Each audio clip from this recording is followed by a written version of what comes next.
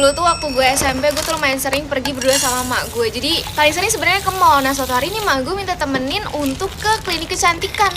Itu pertama kalinya gue kesana dan mak gue juga pertama kalinya untuk treatment. Jadi gue bersemangat sekali pas diajak kesana dan berpikir dari rumah kayak, wah treatment nih, gue juga pengen treatment. Karena ya sebagai bocil genit yang ingin glow up gitu, gue excited parah deh pokoknya. Tapi sampai sono lo tau apa?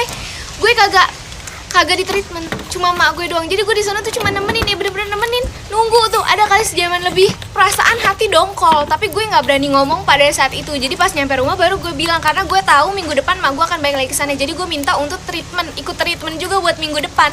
Terus gue nggak diizinin karena pada saat itu gue kelas 1 SMP yang umurnya masih belasan tahun, di bawah umur banget. Itu berapa sih kalau kelas 1 tuh 14 ya, umur 14 atau 13 tahun gitu. Pokoknya kayak masih kecil.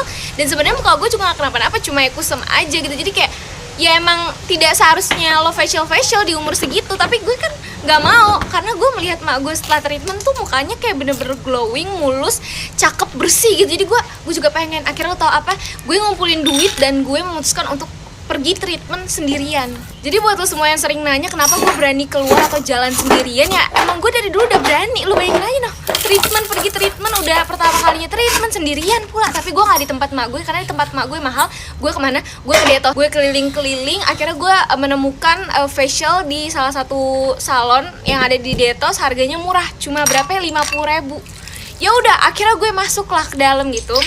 Terus treatment deh nih, excited banget gue pertama kalinya kan. Terus muka gue dibersihin, dicabut komedonya, itu bener-bener cepet banget. Mungkin karena emang gue gak punya terlalu banyak komedo, kayak kurang dari 15 menit udah kelar. Terus tiba-tiba banyak ngomong, mau sekali dimaskerin gak kak? Gue bingung kan, kayak bukannya facial ini udah termasuk masker ya. Terus gue bilang aja kayak, iya mbak sekali dimaskerin.